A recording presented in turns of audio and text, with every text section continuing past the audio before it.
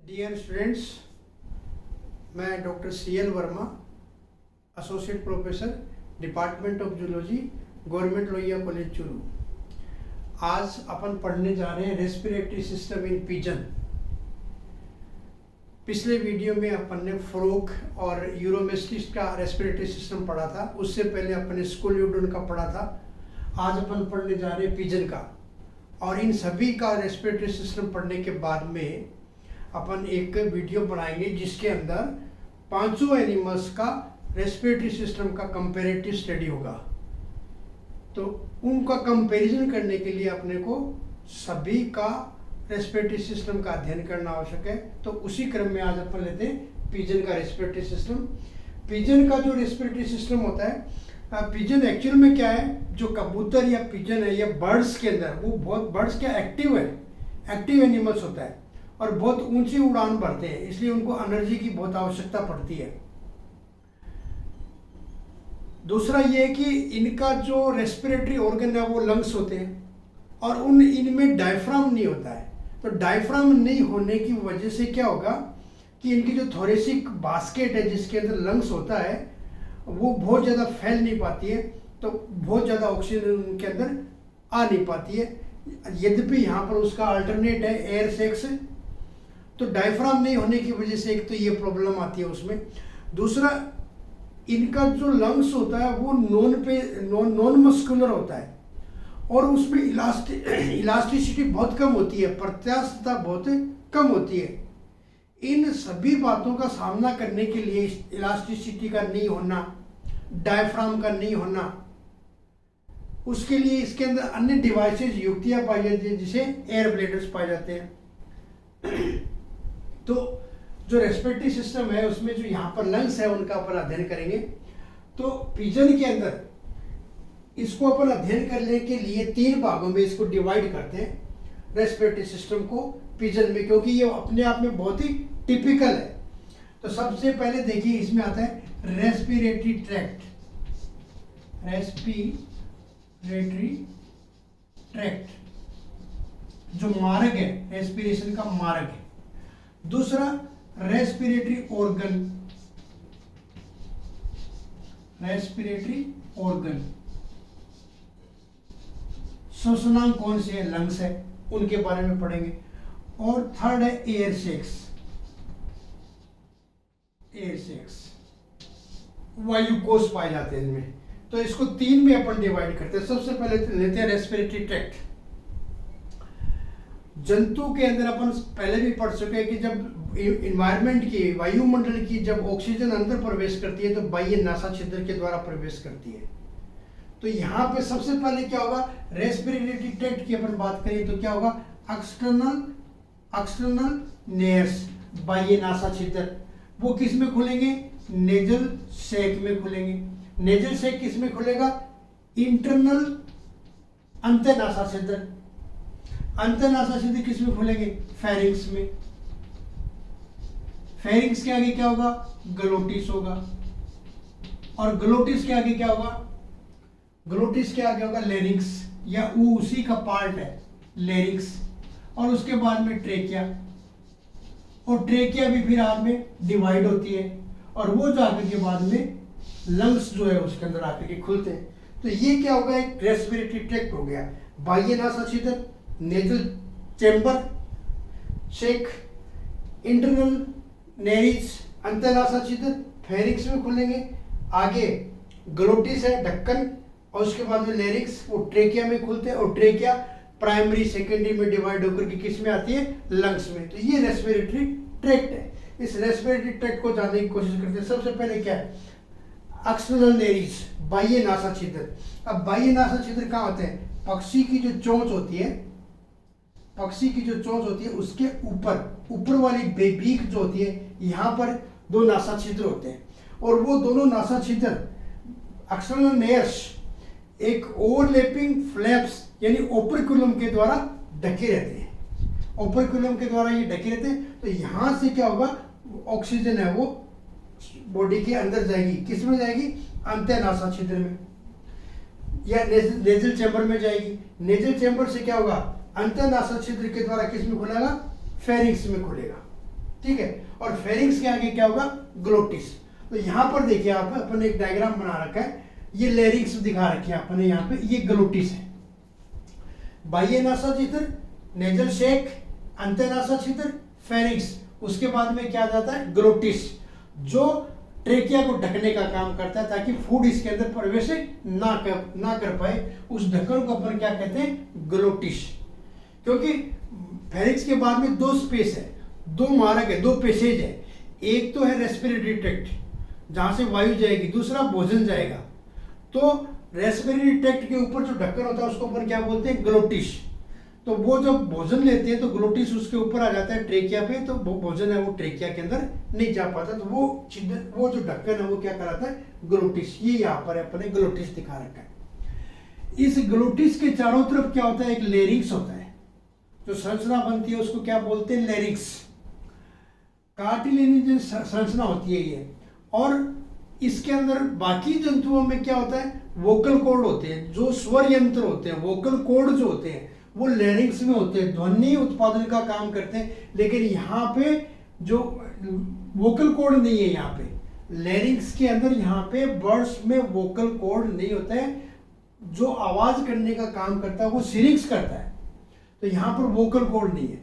अब इस ग्लोटिस के चारों तरफ क्या है, लेरिंग्स है। और इस लेरिंग्स को सपोर्ट करने के लिए, आलंबन प्रदान करने के लिए, यांत्रिक शक्ति प्रदान करने के लिए इसके चारों तरफ क्या पाई जाती है, कार्टिलेजिनस कार्टिलेज पाई जाती है। इस तरीके से इसको घेरे हुए क्या होती है, कार्टिलेज। तो 4 पीस तो किसके होते हैं, 4 पीस तो क्रिकोइड कार्टिलेज के होते हैं। और एक पेयर क्या होता है, आर्टिनोइड का, आर्टिनोइड का होता है। तो ये कार्टिलेज है, 4 पीस क्रिकोइड का और 1 पेयर किसका होता है, एरेटिनोइड का। तो ये कार्टिलेज इसको बांधे रखती है। कार्टिलेज किस में खुलेगी, ट्रेकिया के अंदर। तो ये अपन ने यहाँ पर इसका ट्रेकिया दिखाया है। और इस ट्रेकिया के अंदर क्या होता है, रिंग्स पाई जाती है, एक कंप्लीट रिंग से पाई जाती है। तो ये है इसका ट्रेकिया। अब ट्रेकिया जिस संरचना में खुलता है वो क्या कहलाता है, सेरिंक्स। और ये सेरिंक्स केवल और केवल वर्टिब्रेट में, बर्ड्स में पाया जाता है। और यही जो सेरिंक्स है वो जो ध्वनि उत्पादन का काम करता है। पक्षी जो चहचहाते हैं और गुनगुनाते हैं, तो वो सारा काम किसके द्वारा होता है, सेरिंक्स। तो ये अपने आप में एक प्रकृति की बहुत बड़ी इनको देन है। यहाँ के क्या पाया जाता है, सेरिंक्स। अब देखिए अपन ये इस डायग्राम पे आ जाते हैं। ये वाला पोर्शन सिरिंक्स है, वो अपन ने यहाँ बना रखा है। इस सिरिंक्स की संरचना को जानने की कोशिश करते हैं। देखिए ये ट्रेकिया है, ये वाला ट्रेकिया किसमें खुला, इसमें। ये क्या है, सिरिंक्स दिखा रखा अपन ने। ये सिरिंक्स किससे कंसिस्ट होता है, किससे बनता है, टिम्पेनम से। यानी इसके बीचों बीच क्या पाया जाता है, ये सारा का सारा पोर्शन क्या कहलाता है, टिम्पेनम। अपन ने यहाँ लिख रखा है टिम्पेनम। इस टिम्पेनम के नीचे की साइड में, इस टिम्पेनम के नीचे की साइड में एक रिज होती है, एक बहुत बड़ी बोनी रिज होती है, संरचना होती है। देखो ये रेड कलर की दिखा रखी है, वो है पेसुलस। पेसुलस पाया जाता है, ठीक है। और ये पेसुलस क्या करता है, इसके ऊपर एक मेम्ब्रेन होती है जिसका नाम है semi lunar membrane. Semi lunar membrane. तो ये सेमी लूनर मेम्ब्रेन है जो वाइब्रेशन करती है, और अंदर से हवा बाहर जब जाती है तो इसी के वाइब्रेशन से ध्वनि का प्रसारण या ध्वनि उत्पन्न होती है। तो ये सेमी लूनर मेम्ब्रेन पाई जाती है किसके ऊपर, इस रिज के ऊपर। इस रिज का क्या नाम है, पेसुलस। पेसुलस के ऊपर सेमी लूनर मेम्ब्रेन है, ठीक है। और ये अपन ने इस पेसुलस के नीचे एक दिखाया है इंटरक्लेविकुलर एयर शेक। इंटरक्लेविकुलर एयर शेक, ये वही एयर शेक है जो अपन ने यहाँ दिखा रखा है रेड कलर का, ये एयर शेक है। इस एयर शेक को यहाँ दिखा रखा है, ये एयर शेक है। ये जो संरचना है इसके चारों तरफ क्या पाई जाती है, देखो मेम्ब्रेन है, यहाँ पर मेम्ब्रेन है। और ये जो कार्टिलेज दिखा रखी है, सॉरी ट्रेकिया दिखा रखी है, ये ट्रेकिया। इस ट्रेकिया के भी अंदर की साइड में क्या होती है, मेम्ब्रेन होती है। तो ट्रेकिया के अंदर की साइड को जो मेम्ब्रेन होती है उसका नाम है एक्सटर्नल टिम्पेनिक मेम्ब्रेन। ये एक्सटर्नल टिम्पेनिक मेम्ब्रेन। और जो अंदर की साइड में है उसका नाम है इंटरनल टिम्पेनिक मेम्ब्रेन। तो ये इंटरनल है और ये एक्सटर्नल है। तो यहाँ पर 3 मेम्ब्रेन हो गई। सेमिलुनर ये रिज के ऊपर है, ठीक है। अंदर की साइड में वाल पे वो इंटरनल टिम्पेनिक मेम्ब्रेन है, बाहर की साइड में है उसका नाम है एक्सटर्नल टिम्पेनिक मेम्ब्रेन। और ये सारी की सारी मेम्ब्रेन के कंपन से ही क्या होता है, एक साउंड का प्रोडक्शन होता है। इनके चारों तरफ क्या पाया जाता है, ट्रेकिया। अब ये यहाँ पर अपने ट्रेकिया दिखा रखी है और इस ट्रेकिया के अंदर ये रिंग्स दिखा रखी है, ट्रेकियल रिंग्स होती है इस प्रकार से। ये फर्स्ट, सेकंड और थर्ड ट्रेकियल रिंग्स दिखा रखी है अपन ने। यहां पर मसल्स है, देखिए कौन सी मसल है, ये वाली मसल, स्पाइरेंजियल मसल, स्पाइरेंजियल मसल्स। तो ये कहां से आती है, ये स्पाइरेंजियल मसल्स है जो कि स्टर्नम से लेकर के यहां पर आती है स्पाइरेंजियल मसल्स, जो इनके वाइब्रेशंस के अंदर है। वो वाइब्रेशंस को कंट्रोल, इन मेम्ब्रेन को कंट्रोल करने का काम कौन करता है, स्पाइरेंजियल मसल्स। इसके अलावा एक और मसल्स होती है स्टीनोस्टर्नल मसल्स, स्टीनोस्टर्नल मसल्स। तो वो मसल्स और ये स्पाइरेंजियल मसल्स, दोनों मसल्स क्या करती है, इसका जो आवाज को है वो कंट्रोल करने का काम करता है। और ये पिच जो है, साउंड जो है, उसको भी ये मेम्ब्रेन है वो कंट्रोल करती है। और पिच को मेन कंट्रोल कौन करता है, ये जो मसल्स पाई जाती है वो कंट्रोल करती है। और इसके चारों तरफ ये क्या पाई जाती है, कार्टिलेज। और उसके बाद में ये प्राइमरी ब्रोंकस और सेकेंडरी ब्रोंकस होता है। तो ये अपन ने सिरिंक्स की संरचना पढ़ी है यहाँ पे कि किस प्रकार का यहाँ पे सिरिंक्स पाया जाता है। तो ये अपन ने क्या बताया, लेरिंक्स, ये क्या बताया, ग्लोटिस अंदर, और ये ट्रेकिया और ये सिरिंक्स। सिरिंक्स आने के बाद में ये प्राइमरी ब्रोंकस है, 2 गई, ये 2 में डिवाइड होगी तो इसको क्या बोलते हैं अपन, ब्रोंकस या प्राइमरी ब्रोंकस। और वो आकर के किस में खुलती है, लंग्स में। तो ये राइट लंग और ये लेफ्ट लंग। जो अपन ने व्हाइट वाला पोर्शन दिखा रखा है वो रेस्पिरेटरी सिस्टम का पार्ट है, रेस्पिरेटरी सिस्टम का पार्ट है, यानी लंग्स से संबंधित और ट्रेकिया से संबंधित है। और जितना भी रेड कलर का दिखा रखा है इसके अंदर, वो सारे के सारे एयर सेक्स है, वायुकोश है। पक्षियों के अंदर जैसे कबूतर की अपन बात करें, पिजन की बात करें, तो यहाँ पर नो एयर सेक्स होते हैं। तो ये खूब सारे ये लगा रखे हैं, ये क्या है, एयर सेक्स है। तो ये क्या हुआ, सिरिंक्स के बाद में ब्रोंकाई डिवाइड हुई और ये किस में गई, लंग्स में। अब देखिए यहाँ पे ये जो प्राइमरी ब्रोंकाई है ये आगे जाकर के और डिवाइड होकर के क्या बनाती है, सेकेंडरी ब्रोंकाई, ठीक है। इससे पहले अपन देखते हैं यहाँ पर पाए जाने वाले एयर सेक्स। तो यहाँ पर पिजन के अंदर नो एयर सेक्स होते हैं। देखिए सबसे बीच के अंदर ये अपन ने दिखा रखा है, इसका नाम क्या है, इंटरक्लेविकुलर एयर सेक, इंटरक्लेविकुलर एयर सेक, ये मेन शेक होता है। इसमें से देखिए फिर 2 ब्रांच निकलती है, इसका नाम है क्लेविकुलर, क्लेविकुलर एयर शेक। और एक ब्रांच और निकलती है, ये भी क्या है, एयर शेक है, इसका नाम है एक्स्ट्रा क्लेविकुलर एयर शेक। तो यहाँ पे ये खुद का नाम क्या है, इंटरक्लेविकुलर एयर शेक, मेन यही है। और इसके बाद में ये 2 दिखा रखे हैं, ये क्या है, एक क्लेविकुलर है और दूसरा एक्स्ट्रा क्लेविकुलर एयर शेक है। ये एक्स्ट्रा वाला फिर फीमर के रीजन में चला जाता है, फीमर वाले पोर्शन में, और वहां हुमर्स में चला जाता है। और हुमर्स में जाकर के यहाँ पर फिर इसमें एक एयर शेक बनता है जिसका नाम है हुमरल एयर शेक। तो ये मेन इसमें यही है, इसमें तो ये इसकी ब्रांचेज निकली हुई है इसका वॉल्यूम बढ़ाने के लिए। तो ये इंटरक्लेविकुलर एयर शेक होता है। एक दूसरा क्या है, ये दिखा रखा अपन एंटीरियर थोरेसिक एयर शेक। ये एंटीरियर थोरेसिक एयर शेक है, लंग्स से निकलते हैं, एक पेयर है। तो ये एक पेयर है, तो ये क्या हो गया, एंटीरियर थोरेसिक एयर शेक है, यानी लंग्स के एंटीरियर भाग से निकलते, इसका नाम क्या हो गया, एंटीरियर थोरेसिक एयर शेक।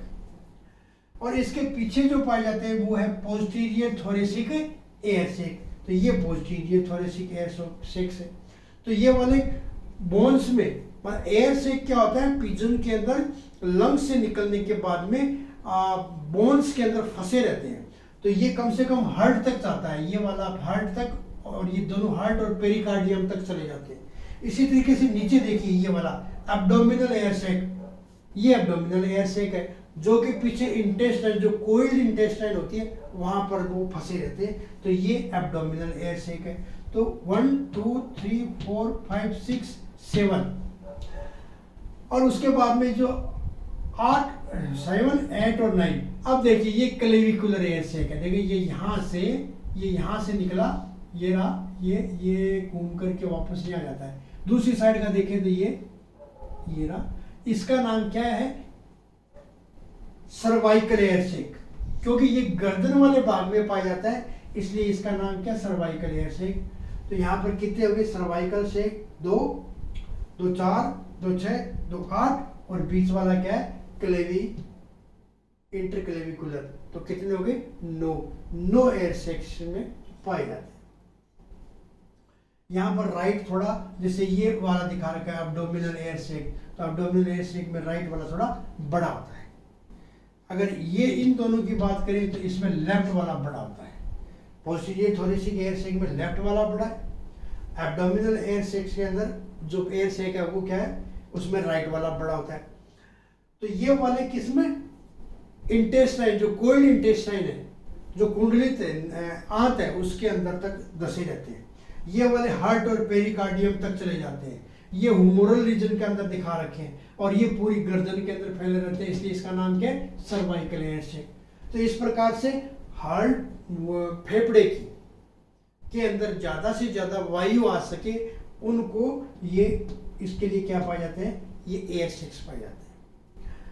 यहां पर अपन एक डायग्राम और बना रखा है, जिसको समझने की कोशिश कीजिएगा कि ये ट्रेकिया है, ये वाली ट्रेकिया है, और यहाँ पे ये 2 ब्रांच हो गई, प्राइमरी ब्रोंकस। तो ये देखिए, एक ईयरी और दूसरी ईयरी, ये भी आगे जाकर के ऐसी बनेगी, लेकिन अपन ने एक का डायग्राम लिया, ये प्राइमरी ब्रोंकाई है और ये प्राइमरी ब्रोंकाई है। तो यहाँ पर कार्टिलेज, यहाँ पर क्या है, वलय पाई जाती है, रिंग पाई जाती है कार्टिलेज की पूर्ण, लेकिन जो प्राइमरी है, जो प्राइमरी ब्रोंकस है, उसके अंदर स्टार्टिंग के अंदर केवल एक ही वलय पाई जाएगी, और बाकी 2-3 वलय जो और पाई जाती है वो इनकम्प्लीट होती है। तो फर्स्ट तो क्या होती है, कंप्लीट रिंग होती है, और बाद में क्या होती है, इनकम्प्लीट होती है। अब देखिए, ये प्राइमरी और ये प्राइमरी जब लंग्स में प्रवेश कर जाएगी, अब यहाँ पर क्या लंग्स है, ये लंग्स दिखा रखे, ये इस प्रकार से, ये क्या है, लंग्स में प्रवेश करने के बाद में इसका नाम अपन ने क्या दे दिया, मीजोब्रेंकस। तो आप चाहे प्राइमरी ब्रोंकस कह दीजिए और चाहे मीजोब्रेंकस कह दीजिए, एक ही बात है। ये मीजोब्रेंकस यहां लास्ट में जाकर के देखिए पतली हो गई, और इसी का नाम क्या है, सेकेंडरी ब्रोंकस है। ये सेकेंडरी ब्रोंकस है, और एक अपन ने यहां दिखा रखी है, ये भी सेकेंडरी ब्रोंकस है। इसके अलावा कोई बाइफर्केशन नहीं दिखा रखा अपन ने, इसको छोड़ दीजिए, ये भी ऐसी है, लेकिन इसको एक को अपन आगे लेकर के चले तो ये प्राइमरी ब्रोंकस, और ये वाला इसका पतला सिरा क्या कराता है, सेकेंडरी ब्रोंकस, और यहां पर भी एक निकला, ये सेकेंडरी ब्रोंकस है। ये वाला सेकेंडरी ब्रोंकस एक क्या बनाता है, शेक बनाता है, जिसका नाम क्या है, एब्डोमिनल एयर शेक। वो एब्डोमिनल एयर शेक ये रहा, क्योंकि ये लंग्स के लास्ट में निकला रहता है, तो अपन ने यहाँ पर एक दिखाया, एक इसके पीछे होता है पैर में, तो ये क्या है, एब्डोमिनल एयर शेक। अब आप देखो इंटरक्लेविकुलर एयर शेक, ये इंटरक्लेविकुलर एयर शेक, ये देखिए अपन ने यहाँ दिखा रखा है, किससे निकला ये, सेकेंडरी से। देखिए यहाँ पर सेकेंडरी से अपन ने क्या दिखा रखा है, ये निकला हुआ है इंटरक्लेविकुलर एयर शेक। फिर दूसरा कौन सा दिखा रखा है, एंटीरियर थोरेसिक एयर शेक, ये रहा एंटीरियर, ये वाला एंटीरियर थोरेसिक एयर शेक। ये क्या है, पोस्टीरियर थोरेसिक एयर शेक, ये रहा पोस्टीरियर थोरेसिक, सेकेंडरी से निकल रहा है। इसका मतलब क्या हुआ कि एयर से कहां से निकलता है, सेकेंडरी ब्रोंकस से निकलता है। यहां देखिए, ये निकला सेकेंडरी से, ये निकला सेकेंडरी से, ये दोनों सेकेंडरी से निकले, और ये सर्वाइकल जो ऊपर जा रहा है, तो ये वाला सर्वाइकल है, सर्वाइकल एयर शेक, ये सर्वाइकल एयर शेक। तो ये अपन ने एयर सेक दिखाया इनकी पोजीशन को। अब देखिए आप सेकेंडरी ब्रोंकाई से, सेकेंडरी ये प्राइमरी है, ये ट्रेकिया है, ट्रेकिया डिवाइड होगी प्राइमरी ब्रोंकस, प्राइमरी से क्या निकला सेकेंडरी ब्रोंकस, ये सेकेंडरी ब्रोंकस, और सेकेंडरी ब्रोंकस से फिर जब निकलेगी तो उसको अपन क्या कहेंगे टर्सरी ब्रोंकस, टर्सरी ब्रोंकाई। और इसी टर्सरी ब्रोंकाई का दूसरा नाम क्या है पेरा ब्रोंकाई, पेरा ब्रोंकाई भी बोलते हैं उसको। और ये पेरा ब्रोंकाई बाइफरकेट होकर के और इसमें खूब सारी क्या आती है एयर कैपिलरीज आती है, खूब सारी इसके अंदर कैपिलरीज बनती है और ये लास्ट में फिर जुड़ करके किससे जुड़ जाती है एयर सेक से, सेकेंडरी से जुड़ गई है ये एयर से। अब ये एब्डोमिनल से वापस जब पेरा ब्रोंकाई में आती है तो इसका नाम अपन ने क्या दिया है रिकरेंट ब्रोंकस, रिकरेंट ब्रोंकस है ये, क्योंकि यहां से एयर इसमें आएगी उसके बाद में रिकरेंट से वापस आएगी और किस में जाएगी एयर कैपिलरीज में, यहां गैसेज का एक्सचेंज होगा और फिर वो यहाँ सेकेंडरी के अंदर आकर के और फिर आकर के फिर वापस बाहर निकलती है। तो इस प्रकार इसके अंदर खूब सारे क्या पाए जाते हैं नो क्या पाए जाते हैं एयर सेक्स पाए जाते हैं 1 2 4 6 7 8 और ये बीच वाला 9। तो ये एयर सेक्स है और इनकी पोजीशन है। तो सबसे पहले अपन ने क्या पढ़ा रेस्पिरेटरी ट्रैक्ट, फिर उसके बाद में क्या पढ़ा रेस्पिरेटरी ऑर्गन। तो रेस्पिरेटरी ऑर्गन यहाँ पर क्या है लंग्स है। अब इन लंग्स की क्या ये पिंक कलर के होते हैं, ठीक है, यहाँ ये नॉन मस्कुलर है। अगर आप इसकी बात करें तो ये क्या नॉन मस्कुलर है, कोई मसल्स नहीं है इनके अंदर, मसल्स नहीं है तो इसका मतलब इसमें इलास्टिसिटी भी न के बराबर है, बहुत कम इलास्टिसिटी होती है। और वो भी क्या है ये लटके नहीं रहते हैं, जैसे अपने थोरेसिक बास्केट के अंदर अपने लंग्स लटके रहते हैं, इस तरीके से ये लंग्स है वो लटके नहीं रहते हैं, ये भी अंदर जो डोर्सल साइड के ऊपर स्टर्नम होता है उसकी डोर्सल साइड और वेंट्रल साइड के ऊपर चिपके रहते हैं।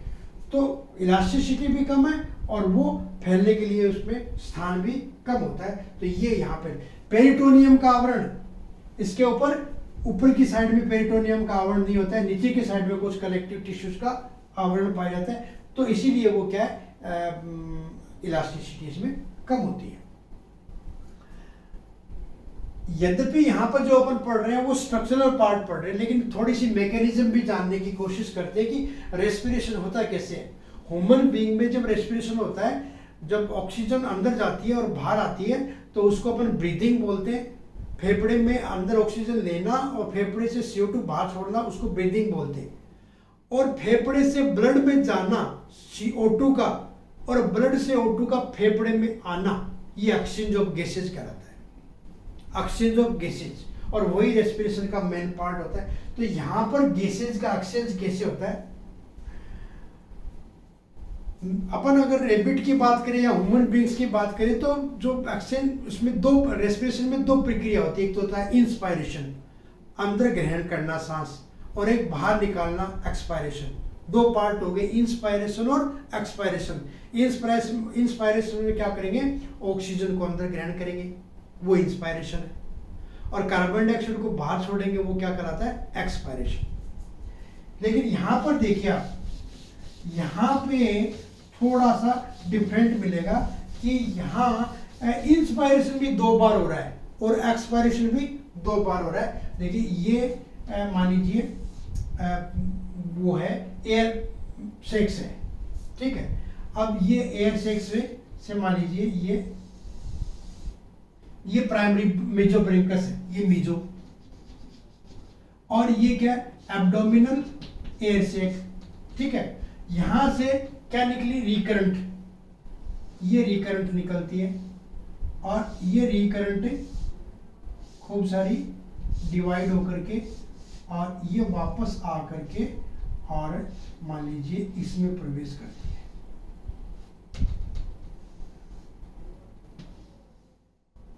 अब अपन ने इस डायग्राम में क्या किया है, देखिए ये मेजोब्रेंकस दिखाया है, ये वाला कौन सा दिखा है एब्डोमिनल एयर सेक, ये वाला, और ये सबसे बड़ा एयर सेक होता है। अब यहां से ये रिकरेंट है, ये रिकरेंट है, खूब सारी ये क्या है ये क्या है, पैराब्रेंकाई, और ऊपर क्या है, एयर कैपिलरी, ये अपने एयर कैपिलरी दिखाई है। इन एयर कैपिलरी से वापस देखो किस में आता है, सेकेंडरी में। तो यहाँ आकर के देखो 3 है, 1 2 3 है। इन तीनों को अपन ने एक जगह ही दिखा दिया, ये दिखा दिया, और फिर वापस इसको किस में जोड़ दिया, मीजोब्रेकस में जोड़ दिया। तो यहाँ पे जो डिफरेंट है वो क्या है, 2 बार इंस्पायरेशन होता है और 2 बार कंटिन्यूअस क्या होता है, एक्सपायरेशन होता है। तो ये जब ऑक्सीजन बाहर ट्रेकिया से अंदर प्रवेश करेगी तो एक ये भर जाएगा, ये भर जाएगा, तो ये क्या हो जाएगा, फूल जाएगा। तो ये क्या हो गया, इंस्पायरेशन हो गया। ये इंस्पायरेशन है। ये इंस्पायरेशन होने के बाद में क्या होगा, यहां से हवा किस में आएगी, यहां पे एयर कैपिलरीज में। तो ये क्या हो गया, एक्सपायरेशन हो गया। ये इंस्पायरेशन था, ये क्या हो गया, एक्सपायरेशन, बाहर निकल गया। और बाहर निकलने के बाद में यहाँ गैसों का एक्सचेंज हुआ, और उसके बाद में फिर देखिए इनमें जा रहा है, इनमें, क्योंकि इन तीनों को अपन ने क्या दिखाया, एक ही जगह दिखाया। तो ये वापस क्या हो गया, इंस्पायरेशन। और ये इंस्पायरेशन होने के बाद में फिर यहाँ पर गैस का एक्सचेंज हुआ, और उसके बाद में फिर CO2 बाहर निकलती है। तो ये हो गया एक्सपायरेशन। तो यहाँ पर फिर इंस्पायरेशन और ये लास्ट वाला एक्सपायरेशन। एक इंस्पायरेशन, फिर एक्सपायरेशन, फिर इंस्पायरेशन और फिर एक्सपायरेशन। इस प्रकार से यहाँ पर गैसेस का है वो एक्सचेंज होता है। तो ये अपना इसका एक मैकेनिज्म है जो कि मैंने शॉर्ट में आपको बताइए। तो इसमें इस प्रकार से होता है। अब इन एयर सैक्स जो है वो इनका महत्व क्या है, क्योंकि एक तो क्या है कि जो ऑक्सीजन आई उसको रिटेंशन रखता है ये, मतलब जो ऑक्सीजन ग्रहण की जाती है वो ऑक्सीजन किस में आएगी, पहले फेफड़ों में। अब फेफड़ों में इलास्टिसिटी नहीं है, जैसे इंटरकोस्टल मसल्स के अंदर कॉन्ट्रैक्शन होगा, स्टर्नम नीचे की तरफ होगा, थोड़ी सी बास्केट बढ़ेगी, तो क्या होगा, थोड़ी हवा इसमें आती है और उसके बाद सीधी किस में चली जाती है, एब्डोमिनल एयर सैक में। तो ये बढ़ गया। तो ये एक तरीके से क्या आता है, कार्य हो गया इसका, किसका, एयर सैक का, रिटेंशन ऑफ एयर, हवा को रोके रखना एक कार्य हो गया। दूसरा इसका कार्य क्या, पक्षियों को ये हल्का बनाता है, लाइटनेस होती है इसकी वजह से। क्यों, क्योंकि जब इनके अंदर हवा भरती है एयर सैक्स में तो वो गर्म हवा होती है, और गर्म हवा अपन जानते हैं कि ठंडी से ज़्यादा लाइट होती है, इसलिए वो एनिमल का वो हल्का बनाए रखती है। तो एक इसका ये काम हो गया। तीसरा क्या आता है, बॉडी का टेम्परेचर मेंटेन करता है। यही एयर सैक्स है वो बॉडी का टेम्परेचर मेंटेन करने के काम में आता है, थर्मोरेगुलेशन का काम करता है। यहाँ पर इंटेगुमेंट्री ग्लैंड नहीं होती है बर्ड्स में, बर्ड्स के अंदर स्वेट ग्लैंड नहीं होती है, लेकिन यहाँ पर क्या, यही एयर सैक्स है वो थर्मोरेगुलेशन का काम करते हैं। फ्रिक्शन, जो बर्ड्स उड़ते हैं तो आपस में जो फीदर्स होते हैं उनमें फ्रिक्शन कम करने का काम करते हैं एयर सैक्स। तो इस प्रकार से ये एयर सैक रेस्पिरेटरी ऑर्गन तो नहीं है, लेकिन रेस्पिरेशन में बहुत ज़्यादा हेल्प करते हैं, सहायक अंग का काम करते हैं। तो इस प्रकार से ये रेस्पिरेटरी सिस्टम है जिसके अंदर ये ट्रेकिया आकर के किस में खुलती है,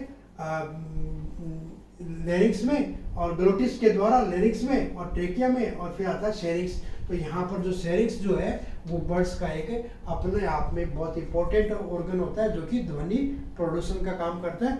और जो पक्षी चहचहाते हैं या गुनगुनाते हैं या गाना गाते हैं वो ये सेरिक्स की वजह से ही होती है। कोयल का कूकना इस सेरिक्स की वजह से ही होता है। और ये बाद में आकर के ये जो अपन ने अपरेटस दिखाया है उसमें अपन ने यहाँ क्या दिखाया है, पेसुलस, बोनी रिज, उसके ऊपर मेम्ब्रेन, सेलुलर मेम्ब्रेन, और यहाँ पर ये इंटरनल और ये एक्सटर्नल टिम्पेनिक मेम्ब्रेन। इनमें जब हवा यहाँ से जब वापस बाहर निकलती है, एक्सपायरेशन के समय जब हवा बाहर निकलती है तो इस मेम्ब्रेन में कंपन होता है। उसमें कंपन होने की वजह से इन दोनों के सहयोग से क्या होती है, साउंड का निकलता है। और जो पिच को मेंटेन करता है, जो पक्षी की आवाज की जो पिच है उसको मेंटेन करने में यहाँ पे क्या है, स्पाइरेंजियल मसल्स पाई जाती है, और एक है दूसरी ओर है स्टर्नल मसल्स, जो स्टर्नम से आती है वो मसल्स होती है। दोनों ये क्या करती है, पिच को मेंटेन करती है। तो इसका में इस प्रकार से साउंड का मेंटेनेंस होता है, साउंड निकलता है। और ये अपन ने क्या दिखा है, लंग्स वगैरह और एयर सैक्स। तो ये इस प्रकार से respiratory system in pigeon complete होता है। कोई भी किसी भी प्रकार की समस्या हो तो आप पूछ सकते हैं। नेक्स्ट वीडियो के अंदर अपन एक रेबिट का बचा है तो वो रेबिट का रेस्पिरेटरी सिस्टम पढ़ेंगे। थैंक्स।